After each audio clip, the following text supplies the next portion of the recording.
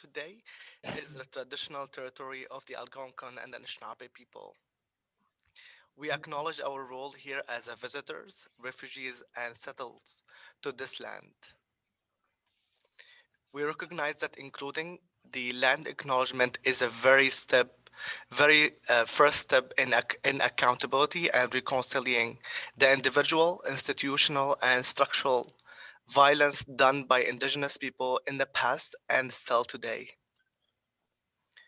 As an organization, we have a lot of work to do in this regard, but we continuously work towards expanding our understanding of the histories and culture of Indigenous people and the history of colonialism in relation to our work. Last year, we also committed in our 2019 to 2022 strategic planning to increase our engagement in the path toward truth and reconciliation. We will continue to build and grow relationship with Indigenous people, community leaders, and organizations. Finally, we recognize that allyship is an active, earned, and ongoing process of working in solidarity. For us, working toward allyship look like deconstructing power and oppression and understanding the ways that we include and amplify marginalized voices, including Indigenous voices, within MAX Ottawa policies, programs, and services. For you, Matt, George. Thank you so much, Mo. And now hand over to Patrick. Thanks, George. Thank you, Mohammed. So thanks everyone for coming. I'm going to talk about sort of a variety of items around sort of HIV status awareness, STI testing, the new imminently forthcoming HIV self-testing in Canada, and what we're doing in Ottawa, and sort of its expansion that will be coming. So my background, just many of you I've met before, but those of you who haven't, I am a professor of nursing at the University of Ottawa. Clinically, I also do a little bit of work for Ottawa Public Health in the sexual health clinic, and managing sort of reportable infections, so sexually transmitted and bloodborne infections. And so that's when people are diagnosed, making sure they have access to treatment, access to care, referral to prevention, and sort of just the comprehensive wraparound services. Part of that involved setting up Gay Zone and continuing to work and operate that since its inception back in 2008, and other clinical services through the sexual health clinic. Our nurse-led PrEP clinic, for example, is one intervention, and PEP that's available. So I'm going to go through all of that. So what's our first thing? Why really are we here? It's HIV Awareness Week. These are actually the raw data that we have from, there's a tracking surveillance system referred to as IFIS, which is the Integrated Public Health Information System. People are not super familiar with it by name. Historically, people were not familiar with it whatsoever. They're a little bit more so now. With COVID, this is where all of your numbers are coming from, how it's being tracked, what's going on with it. And so what it really shows you there is sort of the ongoing rates. Toronto, Ontario, into 2019 had a slight increase in overall reported number of new HIV diagnoses. Ottawa actually came down a good amount, somewhere around the range of 30% or so. Interestingly, with that, it comes to sort of an outcome without any actual decrease in testing or changes in access to care for people who are most affected by HIV. So it's nice just to see that when we have a trend, although it's increasing in different areas, that we're having some effect actually in Ottawa to help bring the numbers down, at least in the last calendar year. 2020 will be totally different. Our numbers will probably not be super meaningful just due to COVID and decreased access to testing and care, and right, all the things that go around that for people. And the reporting, so it's been affected, absolutely. But nonetheless, this is where we're sitting at. What we have as well is around 14% of people who are still undiagnosed. And as always, the people who are most affected by HIV, being gay, bisexual, other men who have sex with men, people of African, Caribbean, Black ethnicities and descent, people who are members of Indigenous communities, and for people who engage in injection drug use and share paraphernalia for mostly injection drug use, not sort of other different types of drug use, but more for cookers, for needles, sort of preparation stuff. So simple questions. HIV, you're going to know if you have it, does it have symptoms? Many people with HIV do actually have symptoms at the outset, right? When they first have an infection, you could have a rash that's on your body, you could have lesions in your mouth. These could be somewhere through the gastrointestinal, so symptoms, so in your stomach, in your intestine, flu-like symptoms. So you feel like your joints ache, your muscles ache, you have a fever, you get night sweats. And these symptoms typically are like a single night where I think last night maybe I sweat a little bit. Was it just too warm in my place? Did I have too many blankets on? Right, these are profuse night sweats over a few days. This would also be, right, you'd have to have some sort of potential exposure to HIV, right? So you're going to have to be sexually active, you're going to have to be engaging in drug use, something going on. So having these symptoms, if you're not sexually active, would be. The question then simply becomes, okay, a lot of people do have symptoms. Does this mean if I don't have symptoms that I'm good to go? I don't have HIV and I know? Absolutely not. Symptoms are super vague, they're super varied. Just getting a flu, actually getting COVID, right? Very, very difficult to differentiate between sort of the acute symptoms of COVID and the acute symptoms of HIV.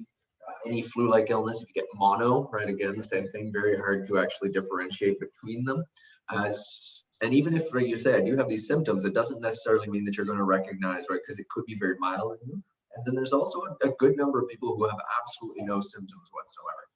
So that comes down to what do you do if you want to know, right, your HIV status.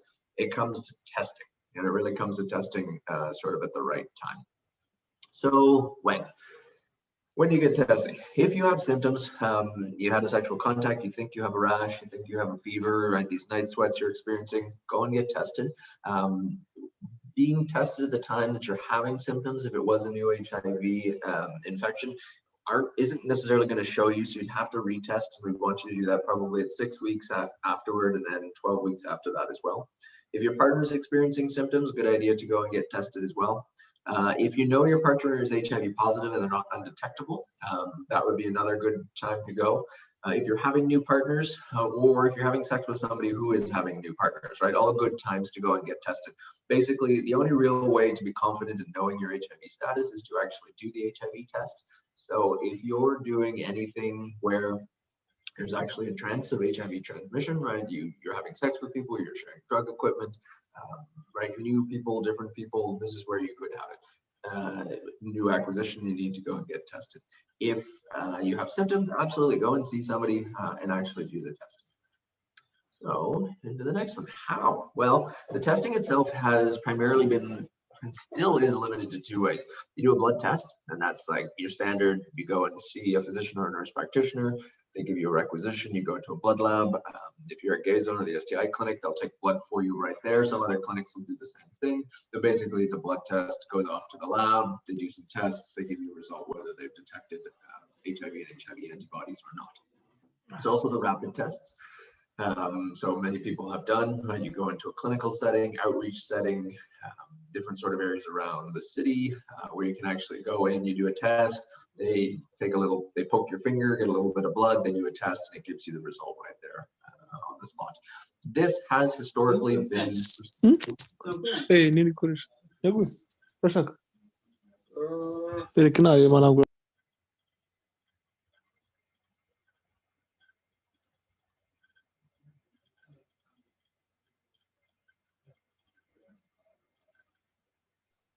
there we go. I think you muted me in the process as well. Okay, so the testing itself, the rapid testing, has historically been just in a clinical setting or an outreach setting, right? You've been going in to see a nurse, a physician, an outreach worker. There's somebody that you've been there.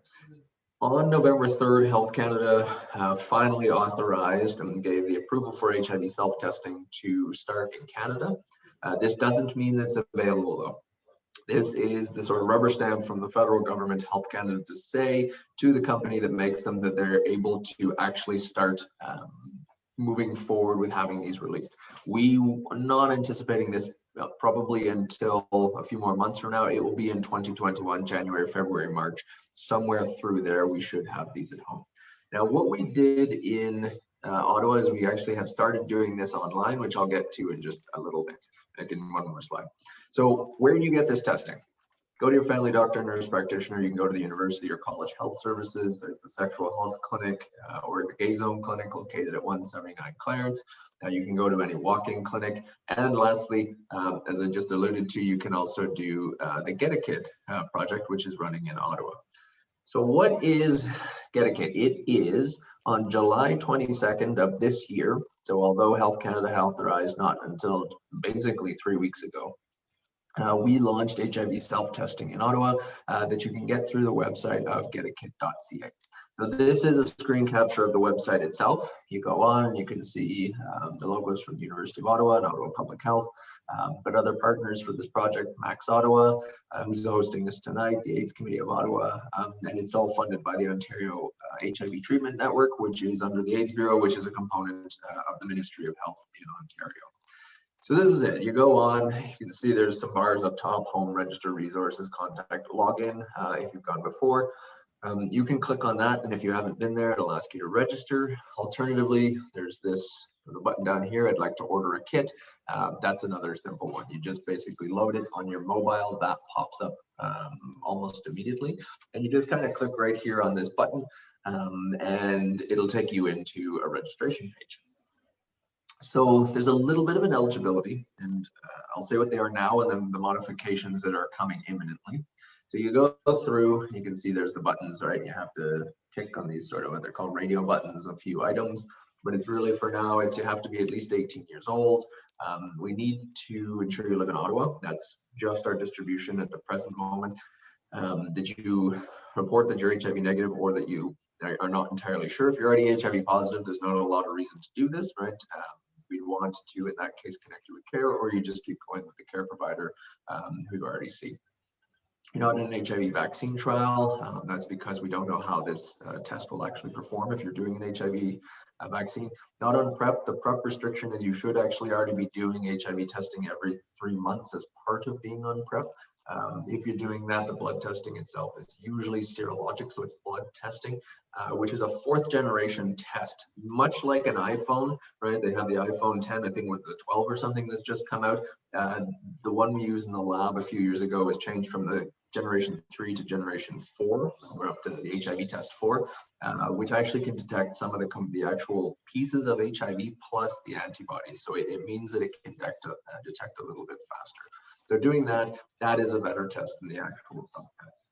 No bleeding disorders. You have to poke yourself at home, right? You have to get a little bit of blood out of your fingers. So I don't want you doing this at home if there's a potential you're going to just like have a huge bleed. And lastly, we need contact information, which is here. Now, things that are going to change. First off, is 18 years old. We will be dropping this to 16. The test itself won't be licensed under 16 anyway, so we're just dropping it to match that. The contact information is, at present, the test is still off-label. We have the approval, but sort of what we're using is still slightly different from what's coming for the packaging, the inserts, the language, and so forth. What I want to do, and I'm aware this is a little bit of a barrier, but as we move forward and understand more about how online HIV self-testing works, we'll definitely be relaxing this. But for now, it's just if somebody does report a positive result to me, I want to be able to actually connect with the person to make sure they're linked with services, to care, to support, to counseling, to treatment, to confirmatory testing. I really want to be able to have that full wraparound testing service for people. So the changes that will be coming is we'll drop this to 16. We're going to add in an email authentication as well. If you don't have a phone, they can receive text messages. And we're going to be expanding out of Ottawa, and this should be occurring into the new year. So once you've registered, this pops up, and this is a little dashboard that controls the actual account that you have. So there's a baseline survey, and the survey is just so I have an idea of who's actually using the test kit. Why is this important? Most of the questions as you go through it, you can opt out of, you can prefer not to answer, you can make sure that you can still get access to the kit while giving me the minimal amount of information. And this is really to say, if we're going to be providing online testing, we'd like to just have an idea of who's actually using it. And it comes down to the fact that I want to make sure the right people have access to the testing. This isn't so that I can track and that I can know exactly who you are. I just want to make sure that if you belong to a group who I really want to get access to HIV testing, right, our so-called HIV priority groups, so the people most affected by HIV, right, I want to make sure testing gets to the people who are most affected by HIV, and so that's where the baseline survey comes in. Then you order a kit. You can only order one at a time, and you can order them every 3 months. Those are basically HIV screening guidelines, doing it every 3 months, so 4 times a year. Then the kit gets sent to you. Usually takes 1, 2, 3 days to actually arrive. I mean, if you order on a Friday evening, yeah, it's probably going to show up on Tuesday, so it'll be a little bit longer. But if you order on the Monday, you should have it by the Wednesday, Thursday, Friday, and actually be able to do the test. I'd be shocked actually if it took till the Friday if you were ordering Monday morning, because they'll be shipped out throughout the day on Monday. Should be in transit Tuesday, max Wednesday, delivered to you is probably when you get it, maybe by Thursday morning at the most. Then you do the test at home. I'll show you how this thing actually works and runs. And then we just request that people come back on and report the result to us. There's no obligation to do that whatsoever. There's a couple perks to doing it. Again, it gives me an idea of what's going on. So as we move forward to promote and say whether or not, right, online access to these kits for free. Okay, that's one thing, is there's no cost associated with this. Who uses it? What's the outcomes, right? We're asking the Ministry of Health to fund this. They are so far. But if we say like 100% of the people who did the testing, nobody tested positive, or 100% of the people were people who are very, very low risk for HIV, it doesn't yield much, right? So what's the purpose of going on? If we say, yes, a whole bunch of people who needed access to HIV testing were able to do it, shows this. We were able to diagnose a few people, link them to care, and the people who belong to the groups most affected by HIV were also able to link to PrEP. So as part of this process is when you report a result, our approach is what's referred to as status neutral. We don't basically say, okay, you're negative, so there's nothing else to do. We don't say there's positive, there's nothing else to do. If your test result that you report to us is positive, we're going to say, well, let's do some confirmatory testing. Let's give you some counseling services if you need them. Let's link you to care, right? But this is all driven by the person. What do they want next? What do they need? Not an assumption of how you'll react to your test result or what you specifically need, but through the nurses actually connecting with people, deciding what they need to their assessments and engagements with them, and then proceeding with that. If you're ready for confirmatory testing, let's do. If not, all right, let's just have some conversations, move along, bring back. If you are, let's get that linked in. Let's get you linked to care based on the speed that you want to move at.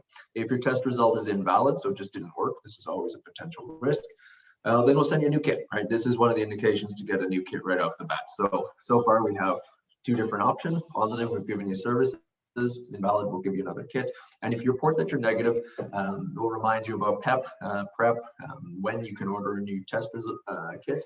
And if you belong to, again, an HIV priority group, so you're a gay man who logs back in, says my test result was negative, we will then contact you and say, did you want to come in and see us at 179 Clarence at the Sexual Health Clinic, and do link into PrEP as well. So we'll actually give you a referral.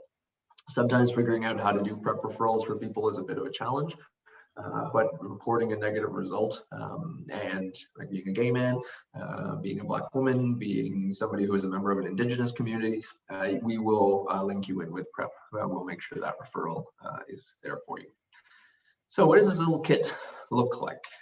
That's the box. How big is it? Not big. It's about this. Putting it in comparison to my head, you can see it's actually not very big, right? It fits within my hand, so it's actually quite little.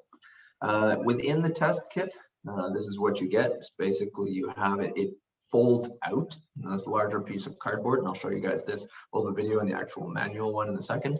It comes with 2 condoms, 2 packs of lube, the actual self-test itself, as you can see that here. These little cards up here, which are basically information to say, we want other people to know about HIV self-testing.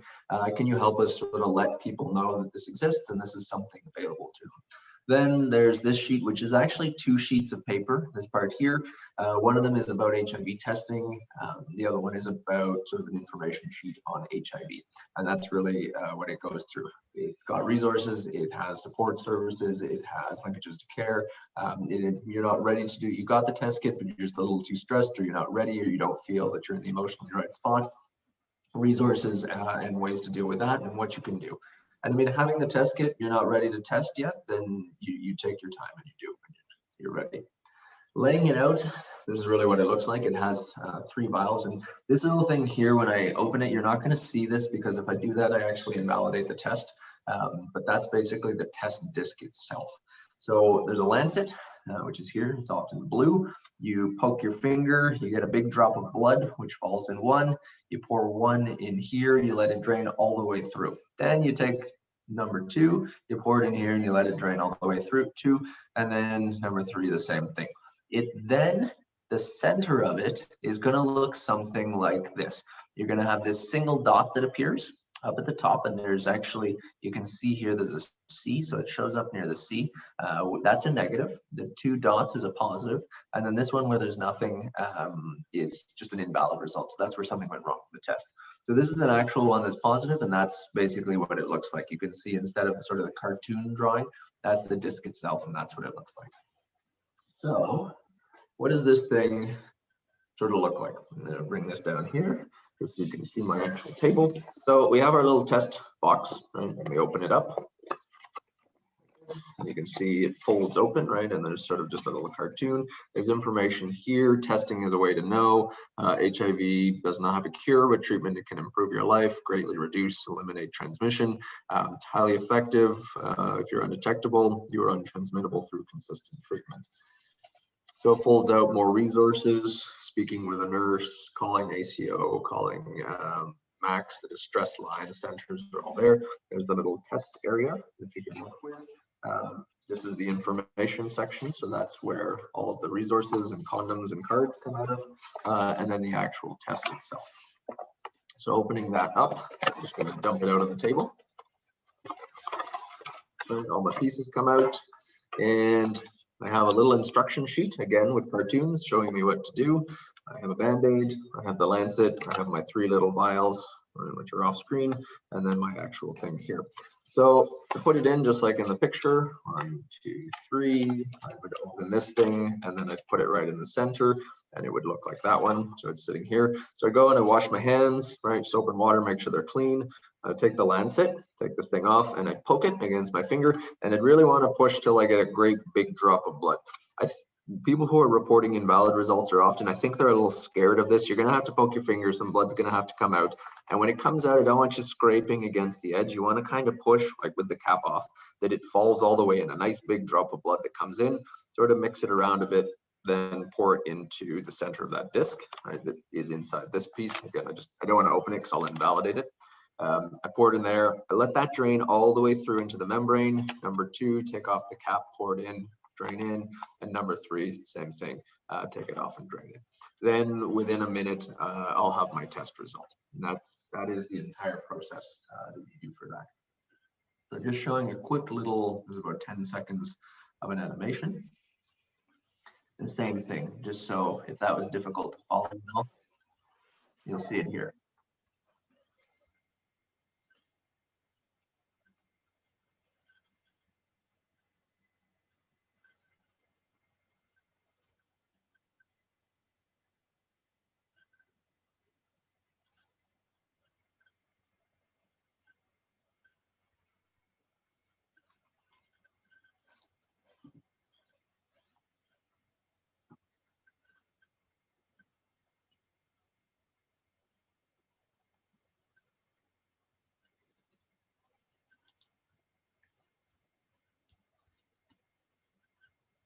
So that's just a different way of looking really at the same thing.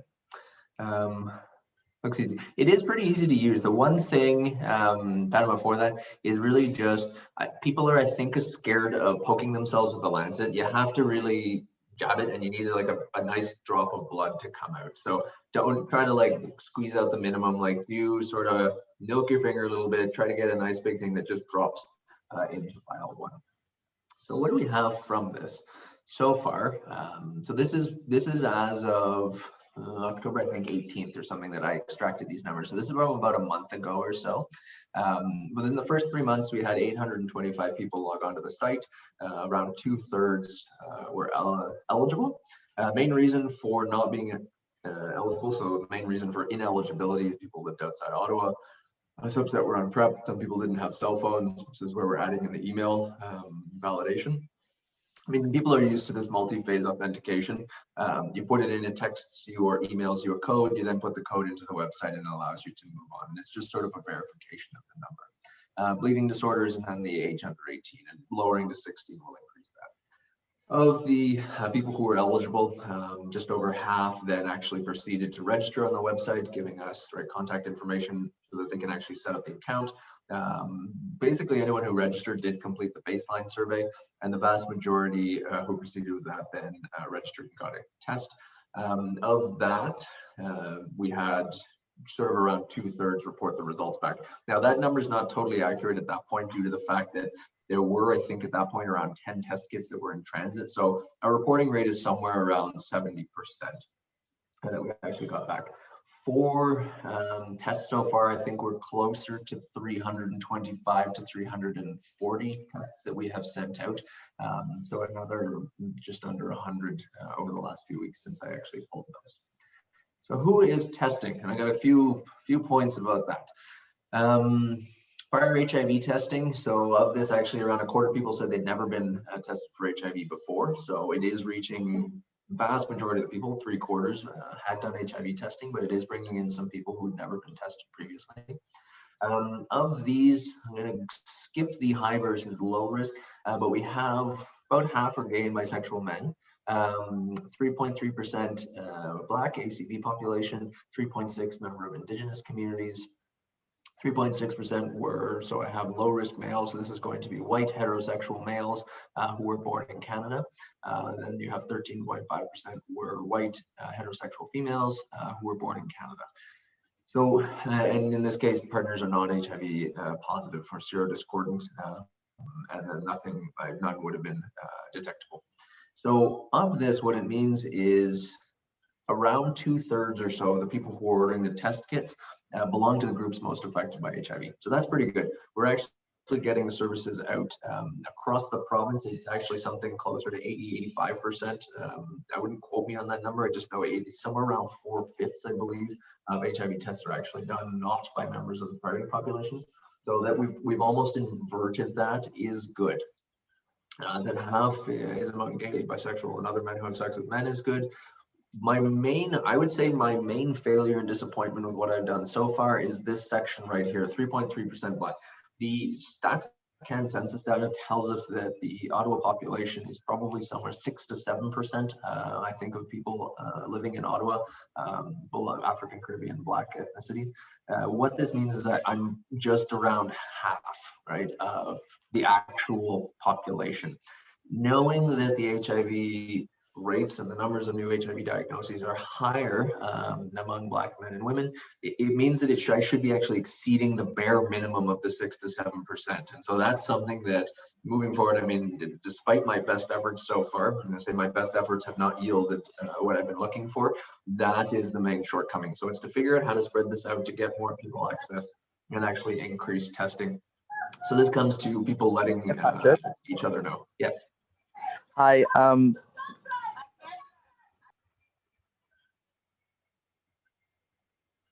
I have a question about that. Yes. Just the Who is this? It's Type speaking. Oh, there, perfect. Yes, I'm just going to the right box. Yes, please. Yes. So the criteria to order a testing kit. I know you need to live in Ottawa, Yeah. but for some reason the website keeps saying ineligible. When you try to log in and get a kit. Mm-hmm. So like, what are the criteria for eligibility? So it's really just you live in Ottawa, you're over 18, you're not HIV positive, you're not on PrEP, you don't have a bleeding disorder, and you're not taking, you're on an HIV vaccine trial. So not drug study, but vaccine trial for prevention. So Okay. I'll finish this slide, then I'll actually go there and I'll walk right through it. So results, as I said, it's actually around 70%. And then we've had PrEP, so nobody's positive, reported a positive result. So the treatment itself, we don't have any treatment referrals. We wouldn't need to. Nobody has reported a positive result. But we have people who are eligible. We referred to the entire group, 61.3% we have referred for PrEP. Okay, so Talib, let's jump head on into your question there. That's it here. I just need to now share that part of my screen. So let's walk through this. This is the actual website. We land on it. I'd like to order a test kit. Register for an account. And it's bringing me in. And then it's basically, are you 18? Yes. Do you have an email? Yes. Do I have a cell phone? Yes. Are you an auto resident? Yes. Have you ever been tested? Yes. What was my result? I could say I never obtained it. I don't know, or I could put any of that in there. Are you taking pre-exposure prophylaxis? No. Have you ever been diagnosed with a bleeding disorder? No. And are you currently enrolled in a vaccine trial? No. So then I just click on check my eligibility, and this will process. And now it's going to say I am, and it's going to, actually it's still working. Then it's going to say time for me to register, right? And it's going to ask for me, this is where I get into.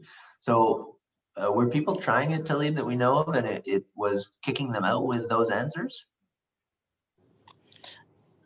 It's Taib. Mm-hmm. My name is Taib. Yeah. I've heard people being kicked out for answering some of those questions, not in the way that you have. So I'm just wondering, like, why are those the criteria, and like, how do we factor into, decreasing, or increasing the amount of people to get a testing with those criteria? Do those line up? It should. So 18, I mean, that's basically younger versus older. At the time, we did not have approval from Health Canada for the test, so we had set that at just the age of majority. So for that one, it's under 18, would you be ineligible?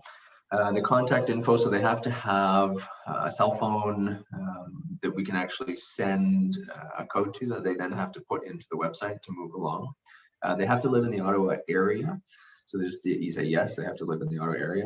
They need to be HIV negative, and this is basically anything other than HIV positive would allow them through. If you're HIV positive, there's not a lot of reason to be doing these tests. Not on PrEP, again, the reason for that is that if you're on PrEP, you should be doing the 4th generation serologic testing just as part of your care, and doing the testing more frequently.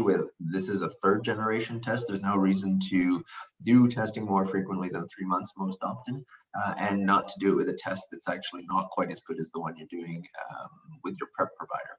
HIV vaccine trial, we have no idea how this test, there's nothing whatsoever on how these tests perform if you're in a vaccine trial, so we don't know if they'd be accurate whatsoever, and not having bleeding disorders, because like you have to poke yourself, and I really don't want somebody who has an uncontrolled sort of factor 5 issue right there, hemophilia, for example, poking themselves at home and then having a mass hemorrhage and bleeding profusely. So that's why. So was there one of them that you found was sort of restrictive to people, or that would make most sense for us to work on for trying to change? Well, definitely the age.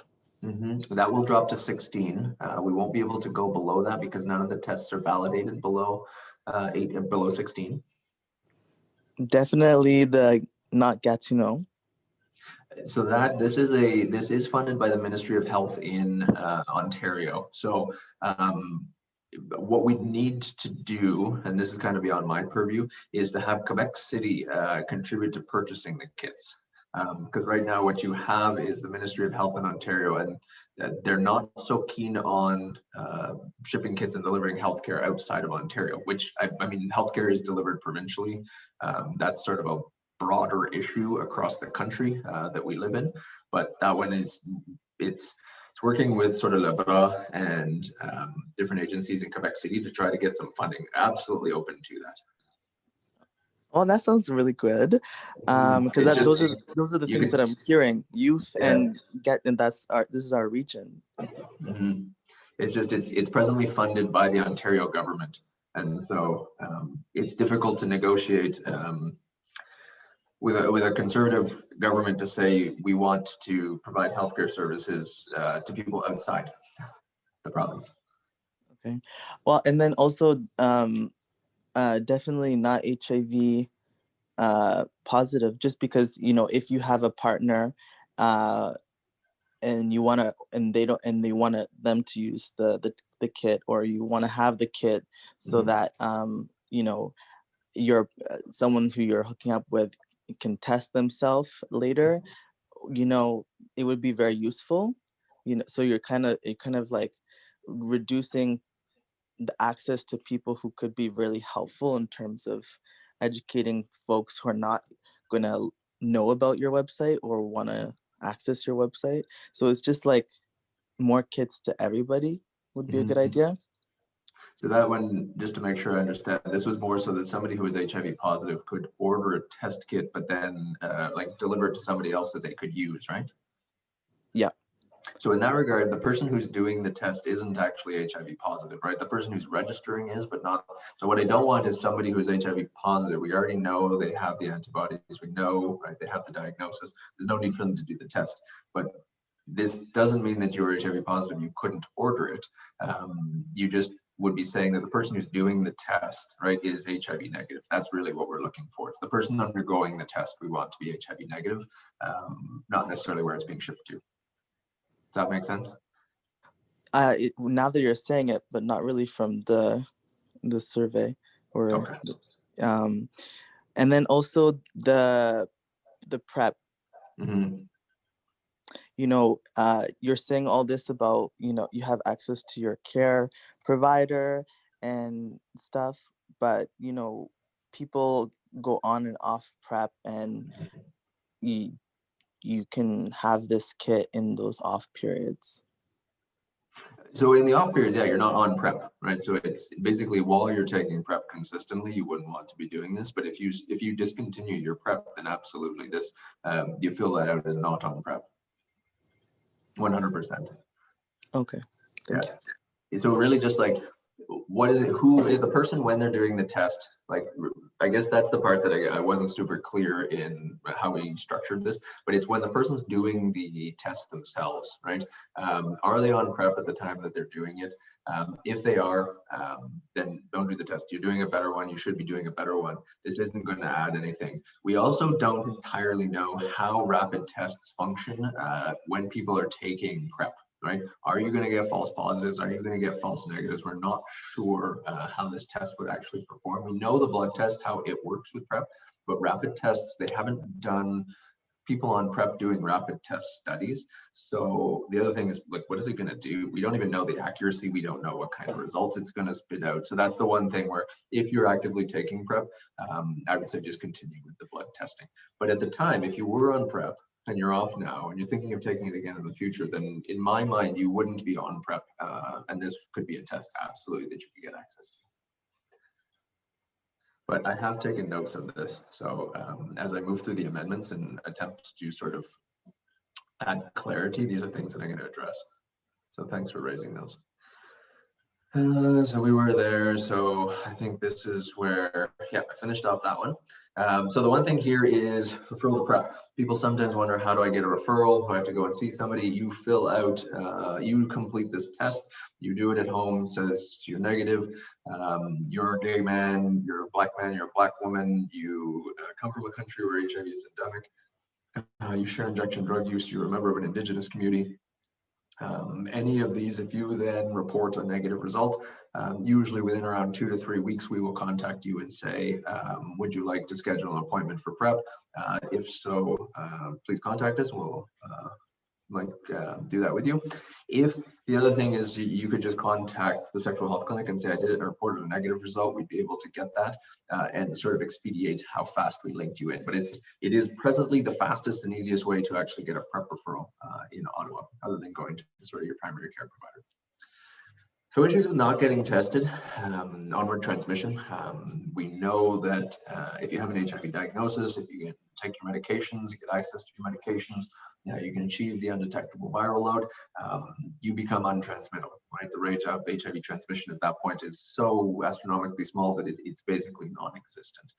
Non-treatment as well, I mean, most importantly is not just about transmission to other people, but the individual as well living with HIV.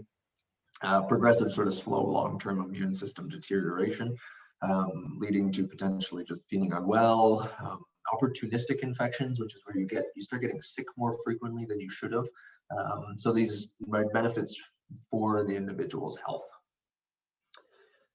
If you have HIV, what's next? As I said, getting treatment, informing partners so that they can get access to PrEP, they can get access to testing, they can be using the self-test kits, they can go on GetaKit and do it, doing follow-up blood work, right? So they're just sort of monitoring to make sure everything's going. And then that U equals U, right? Knowing that if you can take your medications, you can get access to them, and you can achieve the undetectable viral load, we result in untransmittable.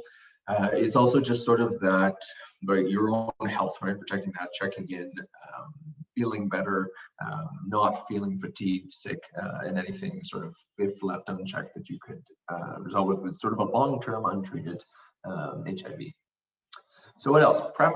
What is it? Other STI testing. So we're going to go into both of those. So PrEP itself, most people are familiar with it. If you're not, because we keep talking about it, and if you're not, let's figure out what this thing actually is. The other thing I'm going to do actually before I get any further is bring the chat box back. Oh, I have somehow lost the chat box. Has anyone sent me a message for the chat? Oh, I've totally lost the chat box. Is anyone attempting to chat with me? Send questions? No? That's good. So PrEP is the use of HIV medications. Basically, normally, oftentimes with treatment, the guidelines recommend that you take 3 HIV medications as part of treatment. PrEP is the use of 1 tablet that has 2 medications in it. You take it daily, and most times there's a couple other regimes you can do, just with a few sort of limits and pieces. It's well tolerated. Few people have any side effects. You do follow up after a month and then every 3 months after that.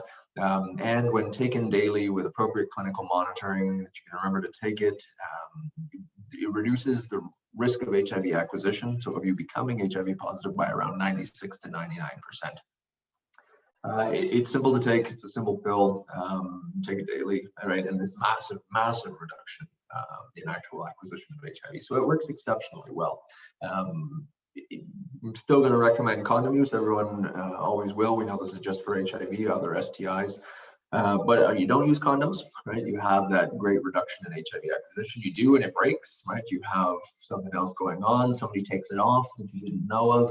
There's also, right, you have that other sort of layer that you've used, which is PrEP in this case.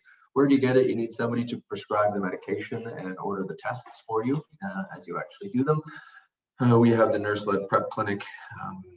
And the easiest way to get into that is through GetaKit, which we will contact, or if you've done it, but you have to report the result. Once you've reported the result and it's negative, right, then we'll bring you in and you can contact us after the fact for that as well. You could also go to your family doctor or nurse practitioner. And there's a few other PrEP clinics, the Ottawa Hospital with Paul McPherson, West Ottawa with Dr. Barghese, and then through the University of Ottawa Health Services with Dr. Saeed, right, as the 3 large PrEP clinics, but a bunch of family doctors, nurse practitioners, primary care clinics do it as well. PEP is basically the same, but you take it as a morning after type of pill. It's not as simple as with contraception, right, where you take a single pill sort of the next morning after sexual contact.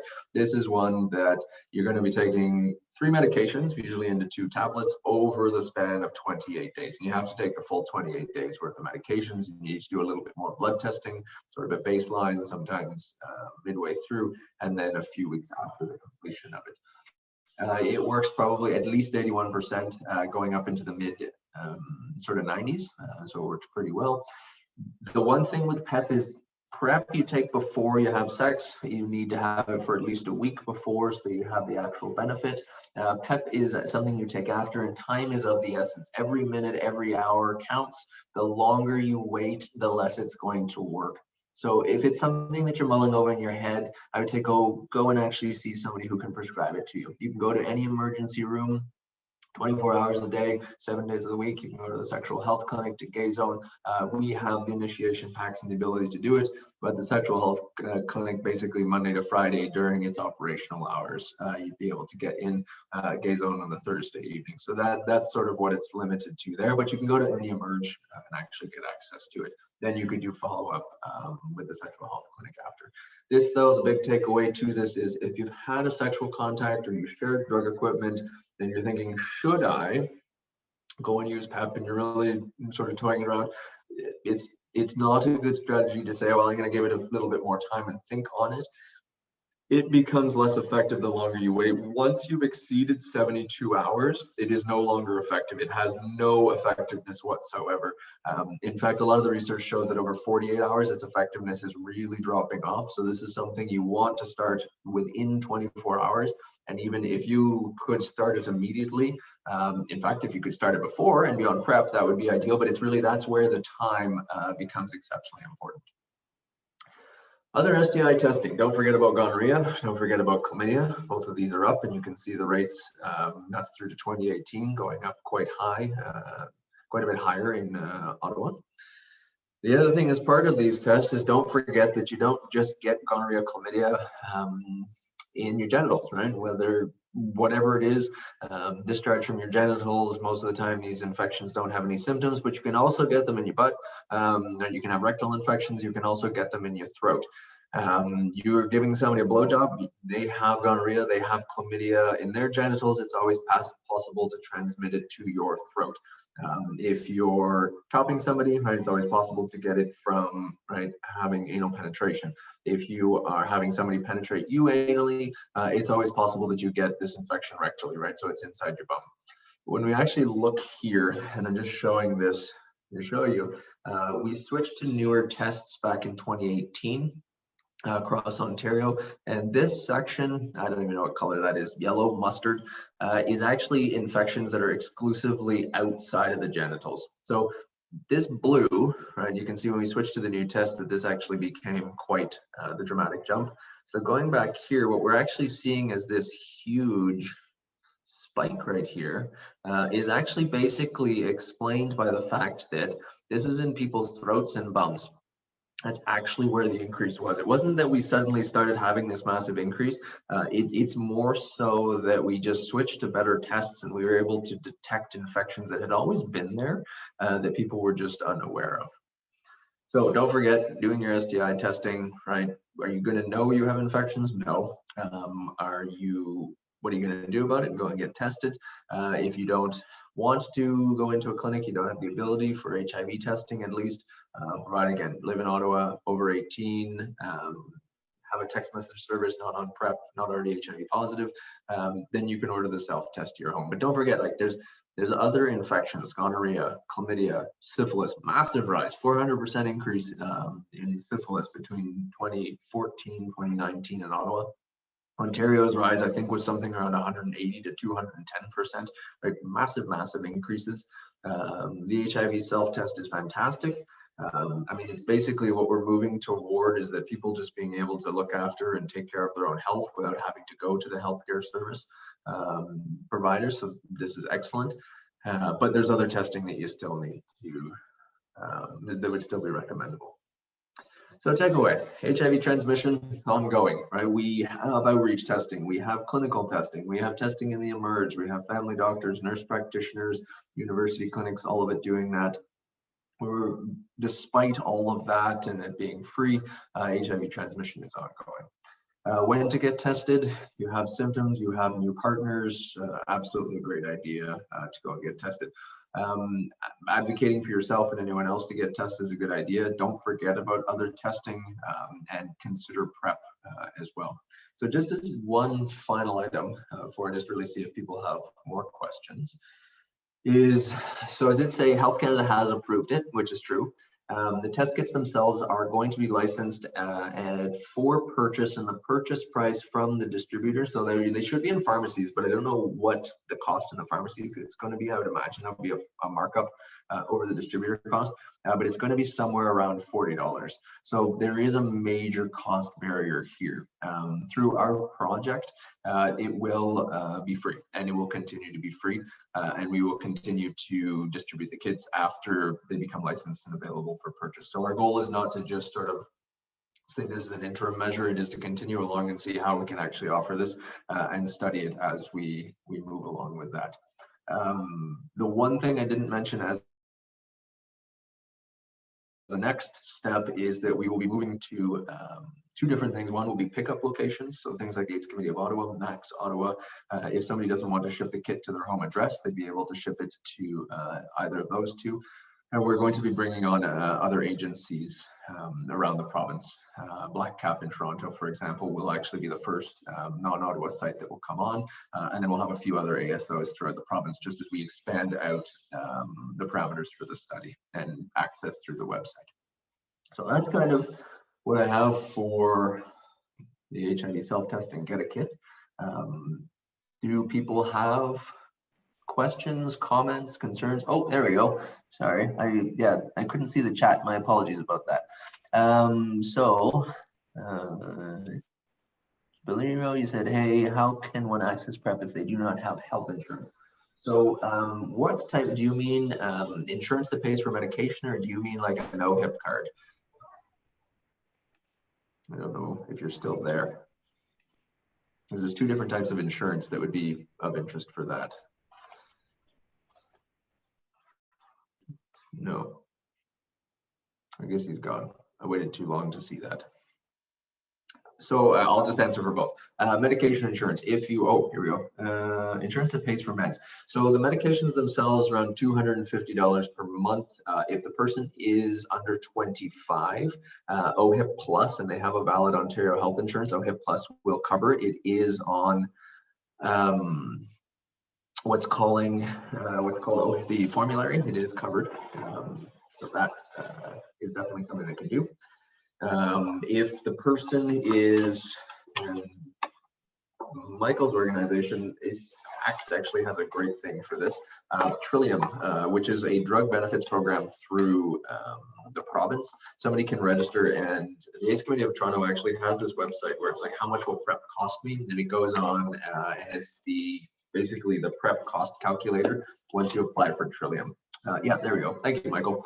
So you can just basically go on that, and it'll show you, like, I make this much money, I live with this many people, I do have an insurance, and it says here's sort of what your copay, how much the province will cover for you. So if you're under 25, if you have Ontario Works, if you have access to the Ontario Drug Benefits Program, it covers PrEP.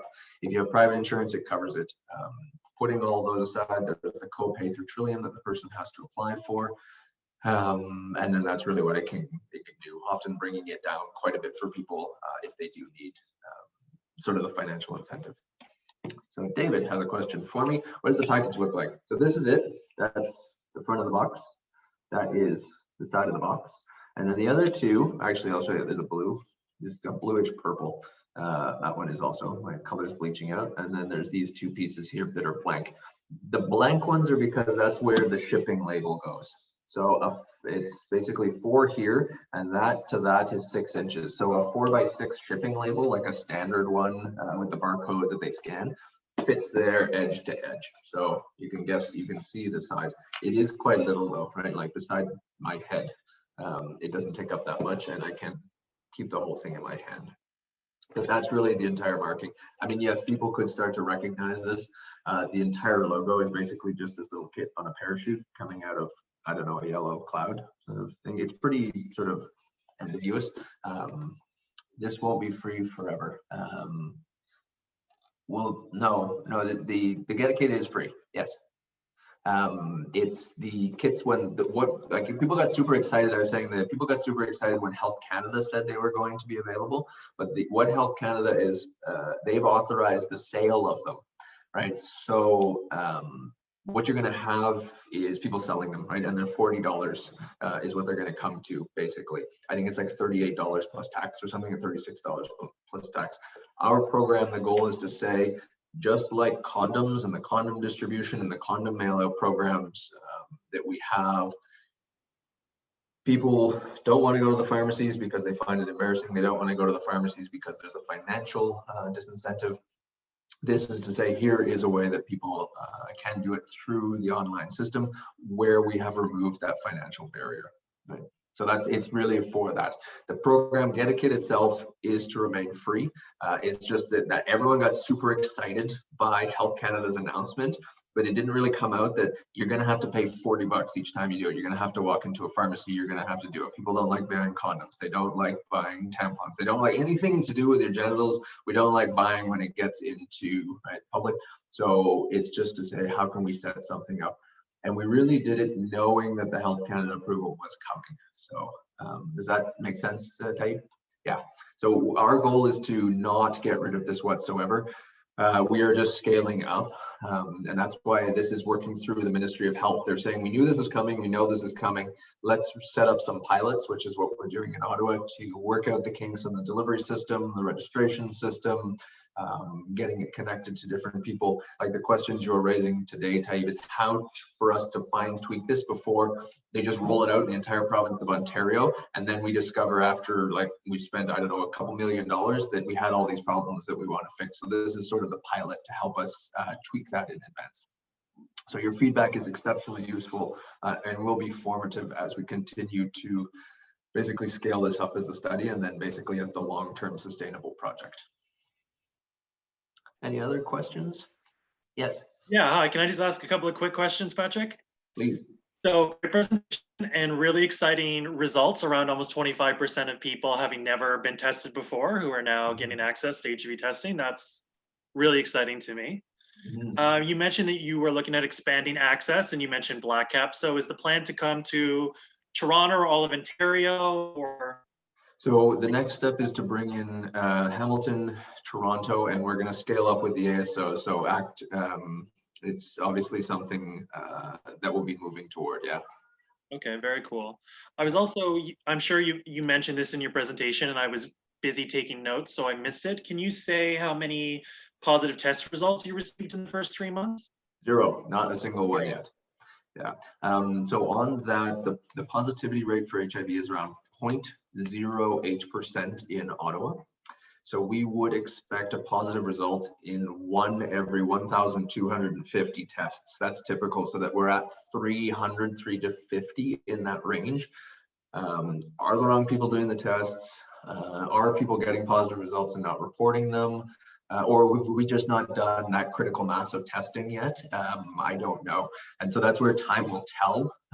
Maybe everyone is reporting the right stuff, but they're not telling us the actual result. Or maybe still we're not exactly testing, targeting people correctly. These are all possible. I just don't know yet.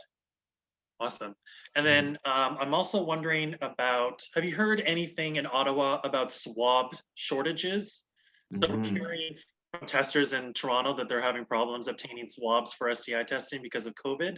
Yeah, so Public Health Ontario Lab is rationing swabs. I think they've gotten through a bunch of it, but this is something across the province.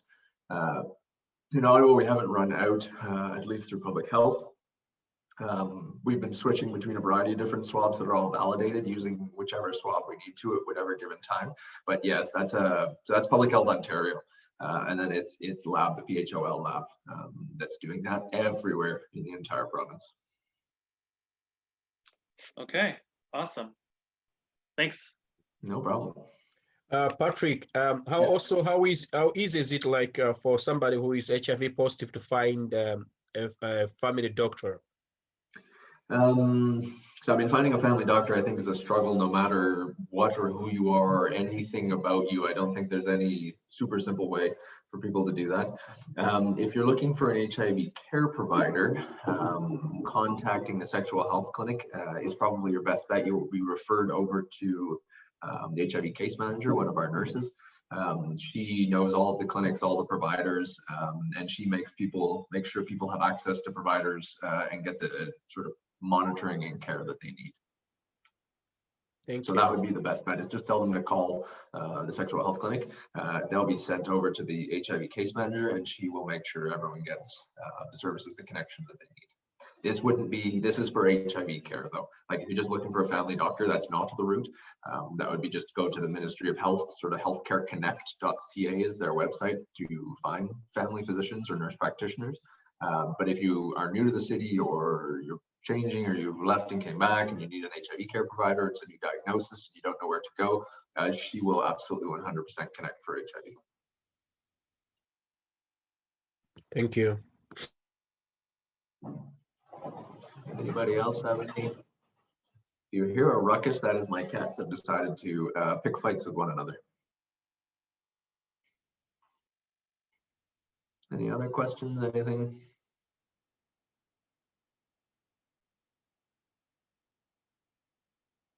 I think that is a no. I don't think I missed any questions in the chat. Hope not. And if I did, I apologize. But yeah, so that's sort of a summary. We are continuously making changes, tweaking it based on feedback. The amendments is that coming in, lowering to 16, expanding out, adding in email as a validation service. Need to be HIV negative, not on PrEP at the time. And then get the kit, do it at home. And the key thing, like to have people not get invalid results, is make sure you get a nice big drop of blood that falls into vial 1, dump it in, let that drain all the way through.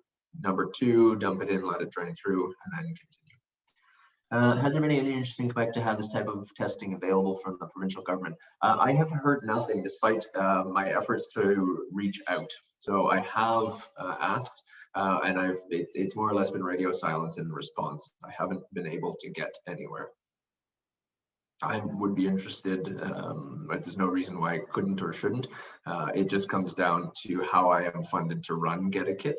And this is provincial. I don't have federal funding. I have provincial funding. It's the Ministry of Health in Ontario, who, being funded by Ontario taxpayers, are rather clear with me that residents of Ontario get access to services funded by Ontario tax dollars. Why are Black African women more exposed to HIV than Black African men? So I'm not sure that there's more of an exposure. I just think that the rates of diagnosis among women, it's that the women who are diagnosed with HIV, a disproportionate number of women are Black women. Men, when they're diagnosed with HIV, gay, bisexual, other men who have sex with men, Black men, men who use injection drugs. It's just with women, seeing as for men, the vast majority, it's about 50% of men who are diagnosed are gay men. It's for women, what is the number one factor? The number 1 and 2 are going to be, you're Black, 2, injection drug use. So I don't think it's that the numbers are super higher among women versus men. It's that it counts for a larger proportion of the diagnoses among women. Does that make sense? Did I explain that well?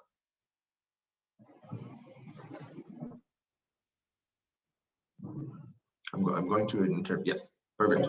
I was going to just assume I had because I wasn't hearing back as the easiest way for me to proceed. But yes, yeah. So that's really what it comes down to.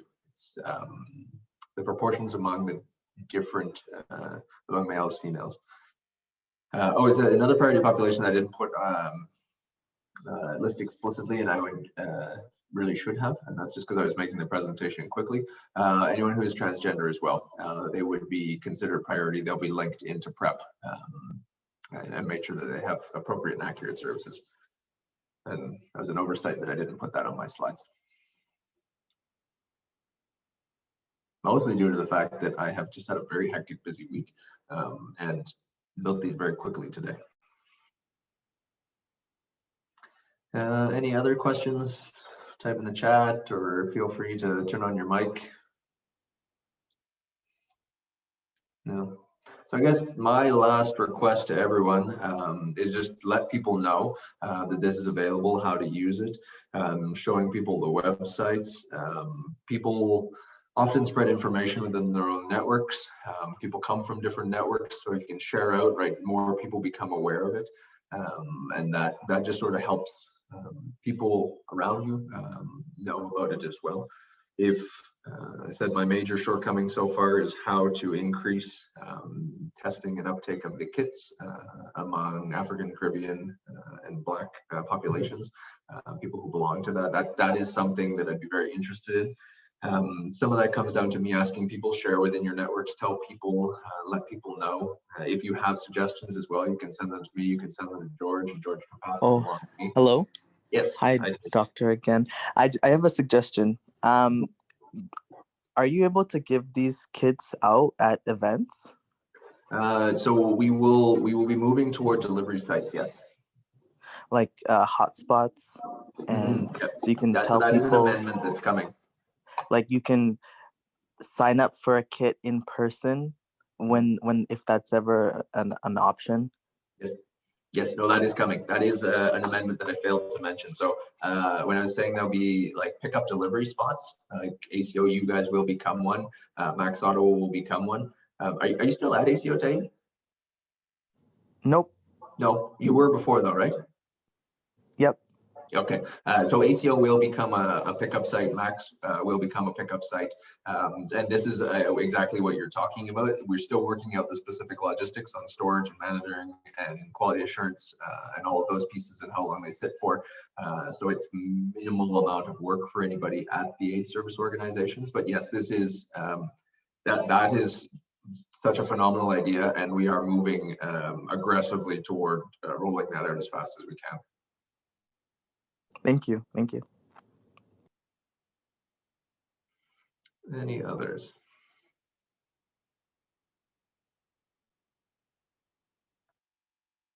No? Well, George, I think maybe we've exhausted the questions.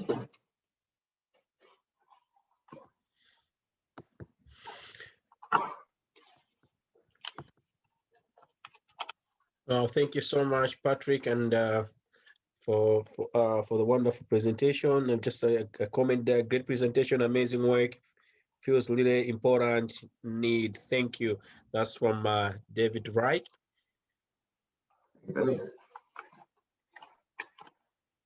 And thank you everyone for tonight.